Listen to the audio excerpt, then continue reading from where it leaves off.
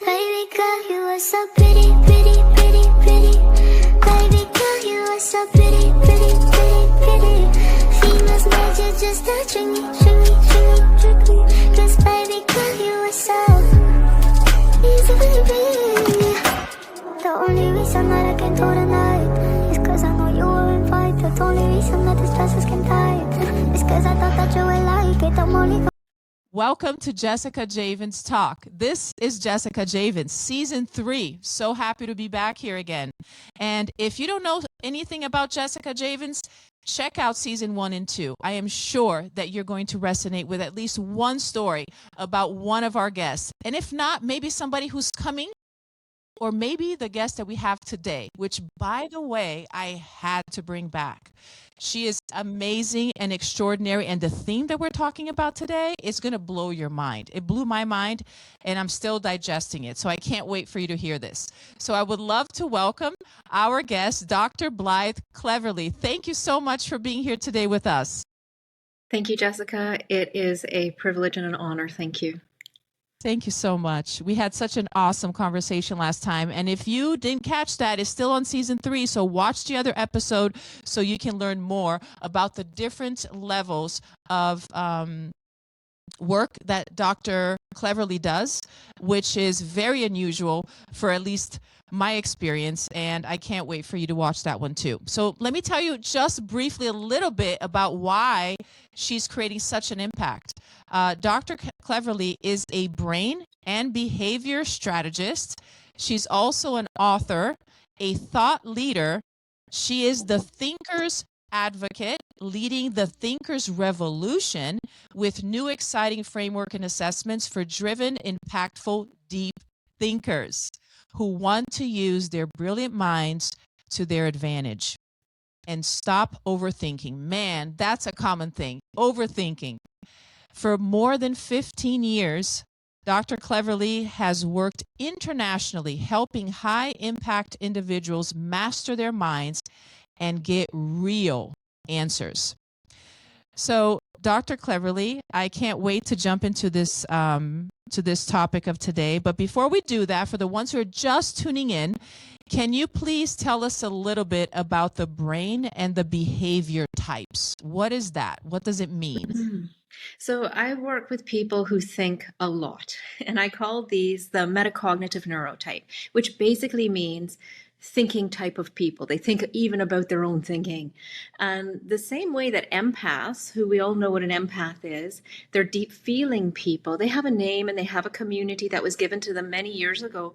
But the thinkers of the world do not have a name and they need one. And so I say that they are the cognipaths, the deep thinkers. And perhaps somebody's a crossover and they say, well, I'm both. I feel and think deeply. Then I say they're an omnipath.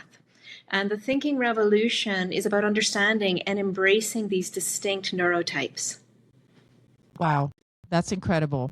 So the one that we're going to talk about today, which is very important to me also personally, is the neurotype omnipath. Can you please let us know a little bit more about who is that person? Sure.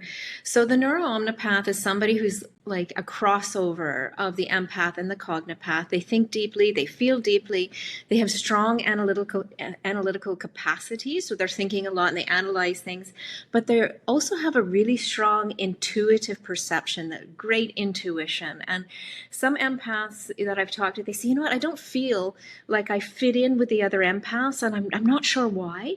And sometimes I think that there's a cognitive mismatch, that maybe, yes, they have the heightened intuition, but they need to go deeper with conversation intellectually, that not every other empath will be able to follow them through. And so my mission is especially to help these ones because they are the deep questioners of the world, to gain answers about who they are and the skills that they need to navigate this human existence. That's amazing. I kind of can understand everything that you're saying right now. It makes so much sense.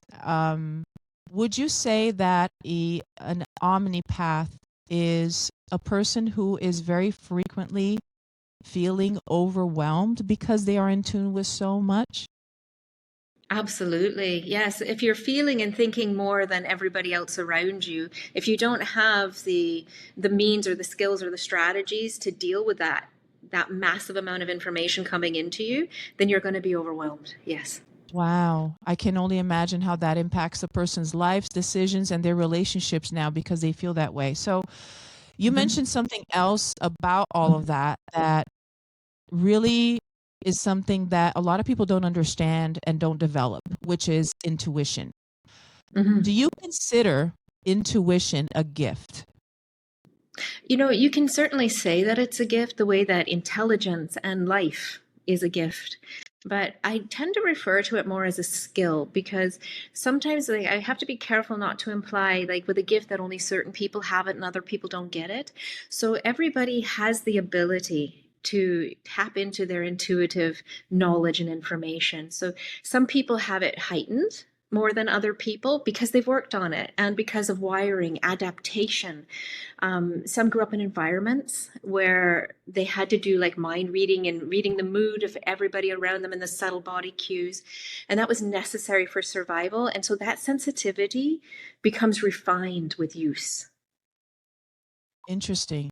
So, what does intuition feel like? Like, how does it manifest in our bodies, in our minds? How what Mhm. does it look like? You know, it can look several different ways, but the most common is a gut feeling. I say, I just had a gut feeling, a knowing about it, an understanding. So in your gut, in your mind, and you meet somebody and you feel drawn towards them, and or you say, no, I don't want to be around that person, right? You have that feeling.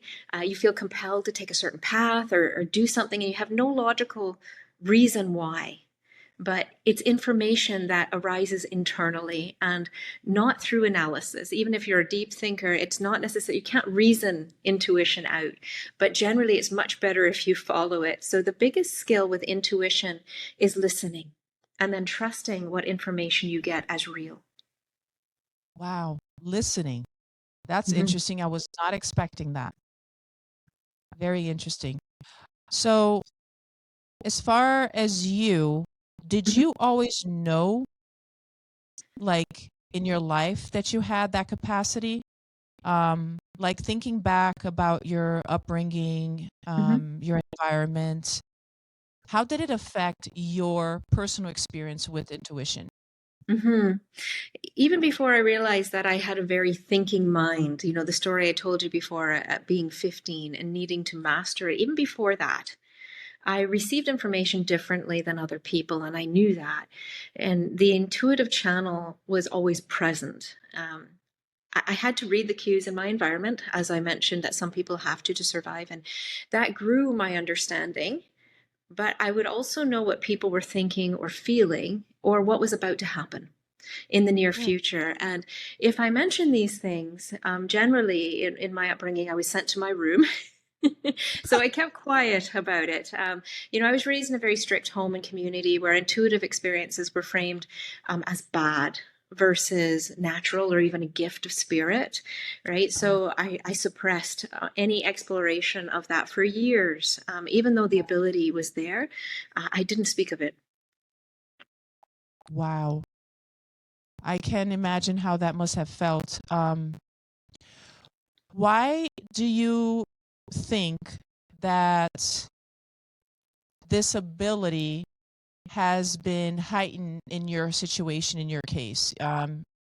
You told me also that you were involved with the Amen clinics. So tell us about a little bit about what happened. Sure. So while finishing my second doctorate, I apprenticed and underwent evaluation at the Amen clinics in Manhattan. And I had, you know, their routine testing. So they have a SPEC scan and they have a QEEG, and each measures different things in the brain. So blood flow, activity patterns, electrical activity. So one was a machine that, you know, was hovering over me and all around me. And one where I was hooked up with an electrical cap and a lot of goop in my hair. And it was reading Wow. my brain activity. It was kind of fascinating, really. And when I finally had my own brain scan in my hands, right? So I was Wow. looking at it with the neurosurgeon there, and we were talking about it, and I was shocked because I noticed I had a piece of my brain missing. And it must have been an impact that I had at a very early age. It was a portion in the lower right temporal lobe that was missing. That was unexpected. Like, I can't tell you how that feels when you're holding the scan of your own brain and you see that. Right?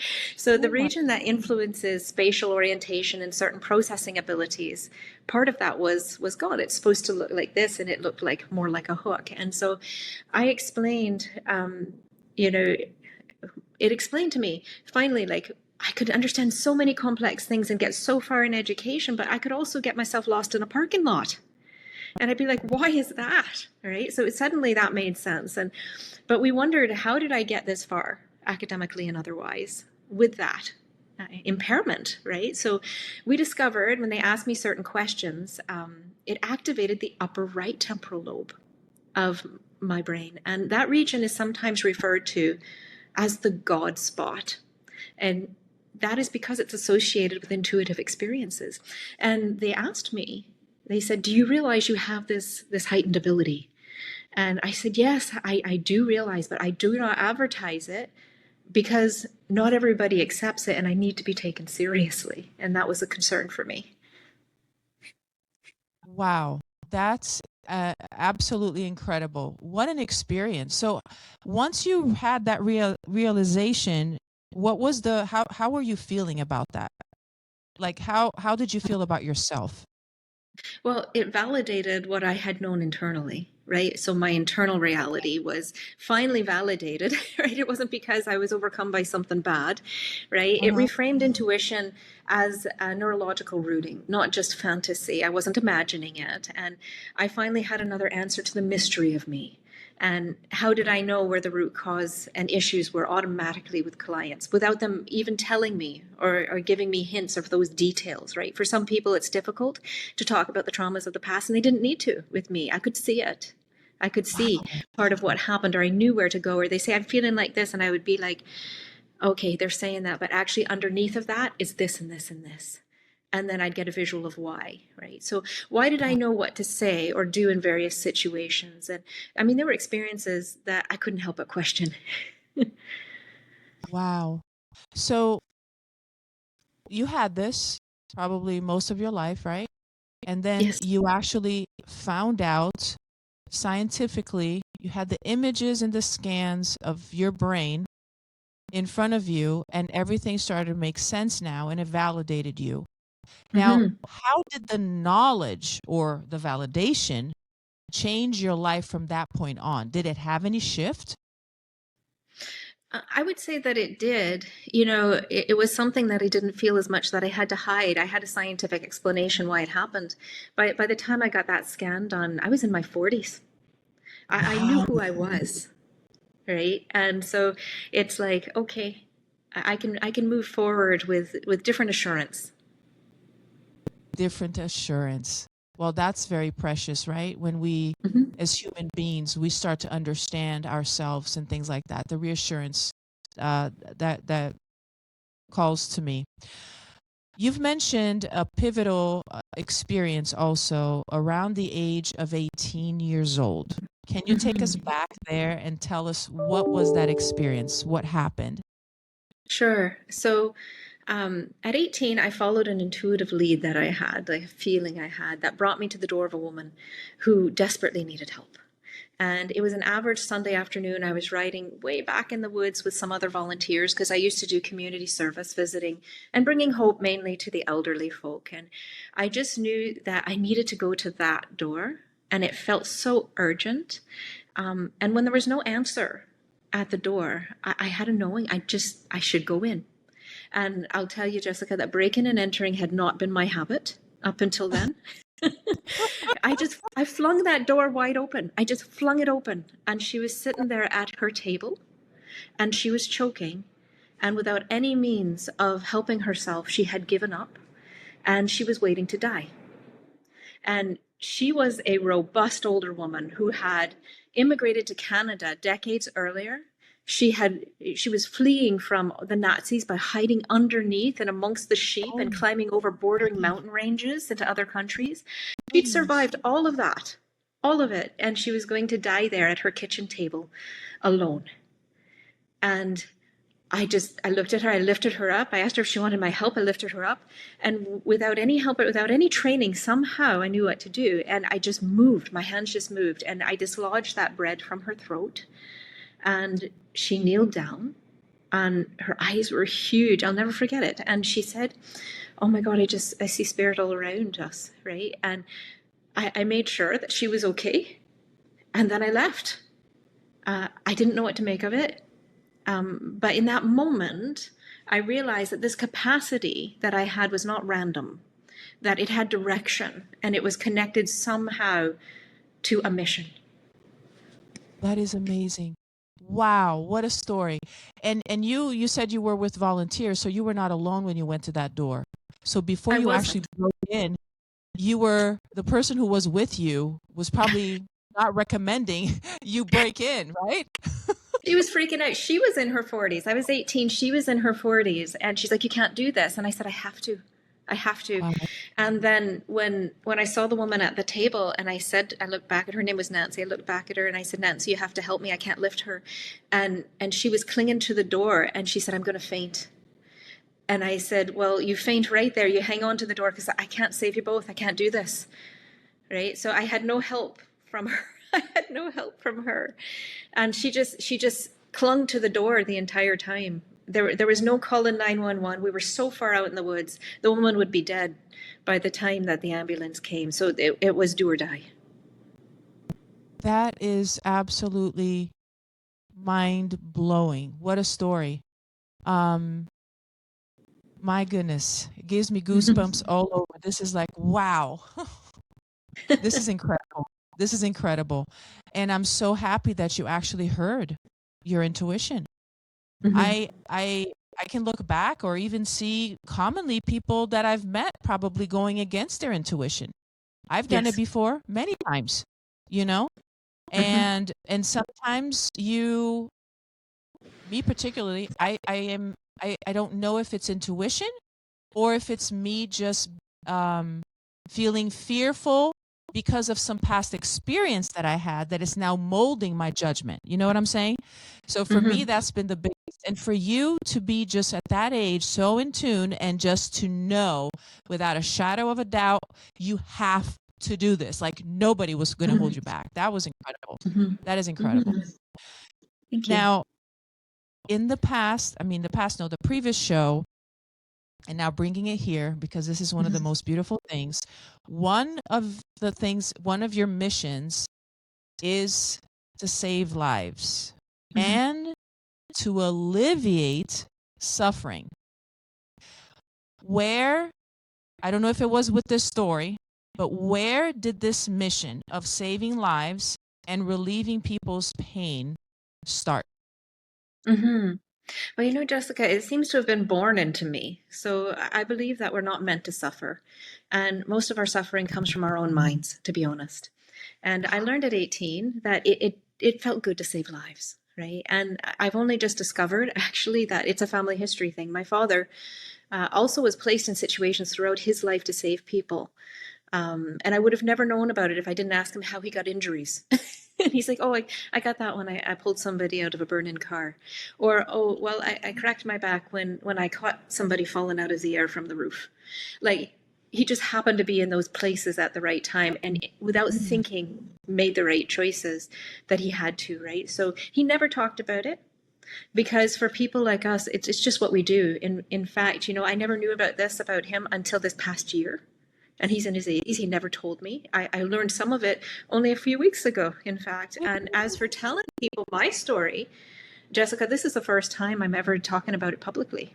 I've never talked about this before. Goodness. So where does it come from?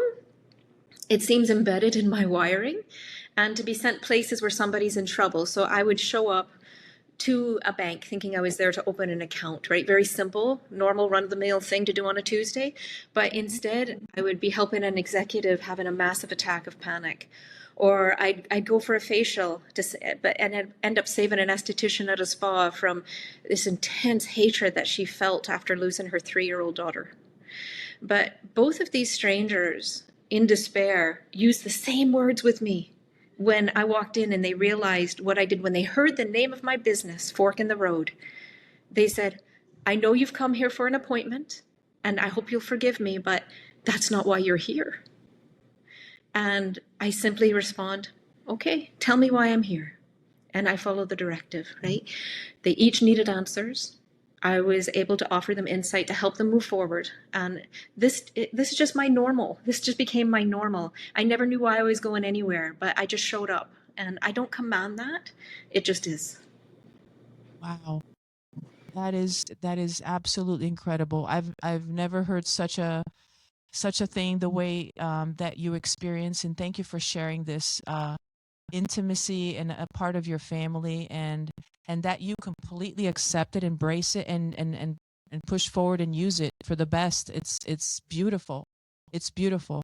I wish that everybody could be in tune to their intuition at that point in that level, you know. That's amazing. For me, it's a work in progress, but people like you are the kind of people that we need to help us to get to that point and develop that within ourselves. Many of our listeners here, like myself, believe in intuition and in spirituality. You do, I do, but some are also very analytical to the point that they are also skeptical. Mm-hmm. And I know that I had this issue too. I had this in my life, which is a gap. How do you bridge that gap Mm-hmm. between believing in it and coming from a skeptical mind? Right.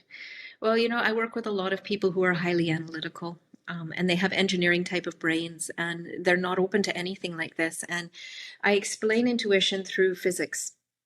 The first law of thermodynamics tells us that energy cannot be created or destroyed, only converted. And energy is measurable. We have actual equipment to measure, to photograph it, to measure it. And human beings, we emit measurable energy. So we respond to energy before we cognitively process it. And while some intuition can be described as maybe pattern recognition plus energetic sensitivity, but even the most analytical of us, is going to end up at one point in an existential crisis or at a fork in the road. And we're going to need to figure that out. So oftentimes that's a loss that happens. And what they never thought about before, now they're thinking about, right, in terms of spirituality. So understanding this unlocks the answers to the big questions like why we're here. And what's the purpose of that relationship? What does that mean? What is our purpose? So it's necessary for people to get to a point where they can be somewhat open to it. Wow. So would you say that a person that is coming to that point, right? So they've been skeptical, analytical, or whatever, but they're coming to a point that that's not sustainable anymore because there's more to life. Like you said, scientifically, we are energy before we even think about anything. So what would you say are the typical feelings or maybe body signs or different things that are giving you the sign that it's time for you to start bridging that gap? Is there any sign? Like if I'm a skeptical person, what should I be looking for?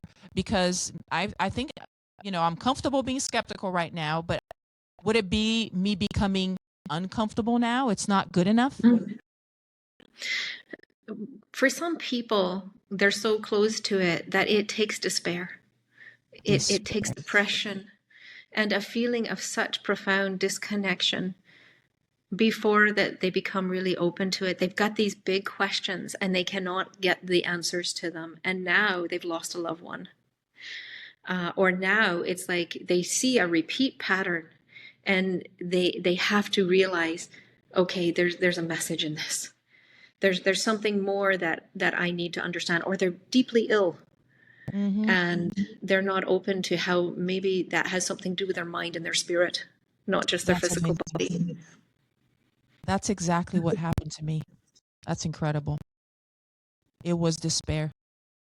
That's amazing. How does this bridging the gap look like or translate in your work? I see people in positions of huge authority or influence.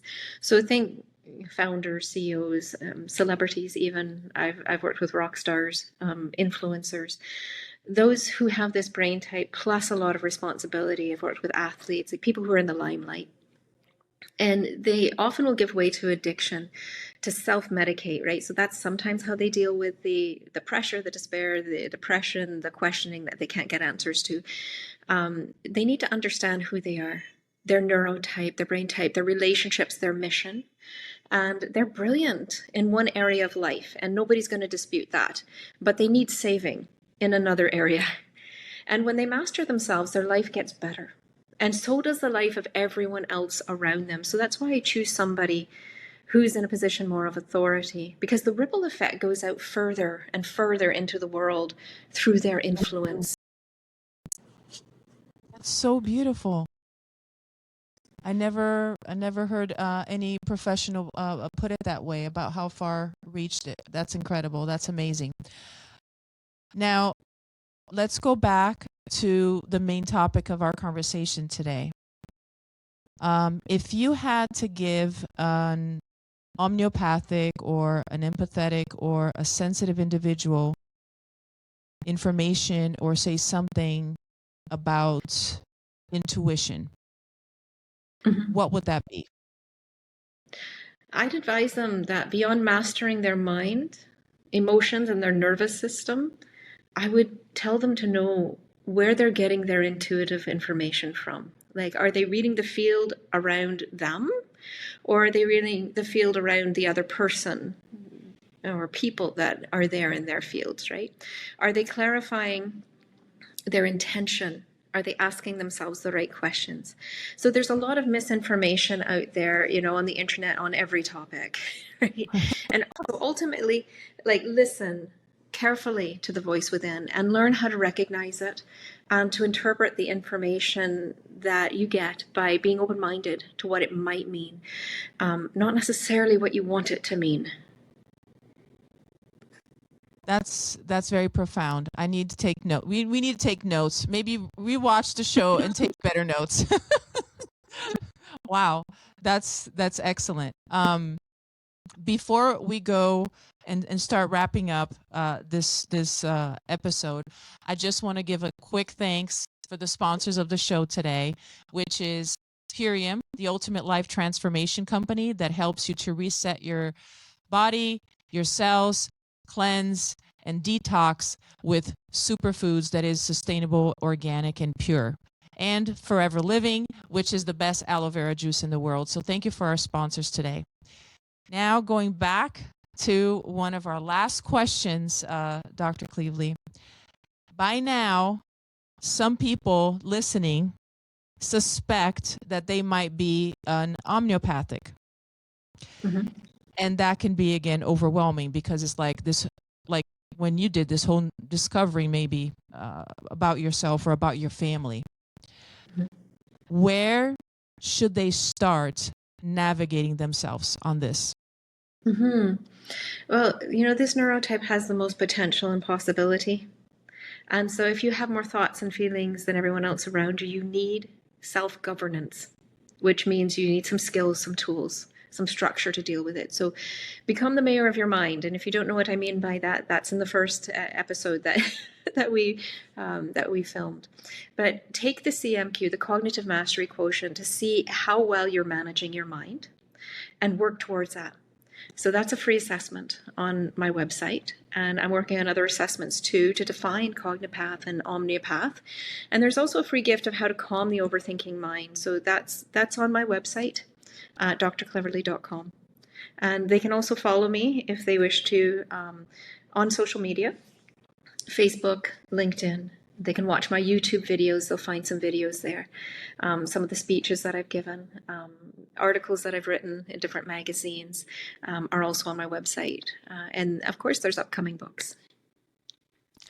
I can't wait to see what's coming next, because everything that I've touched and read about you has been such a pleasure. Not only eye-opening, clear understanding, even things that I didn't even know existed, but also you make it simple and you make it nice. Like one of the things that you said on this show that a lot of people probably don't have that take in life. It's like we were not made to suffer.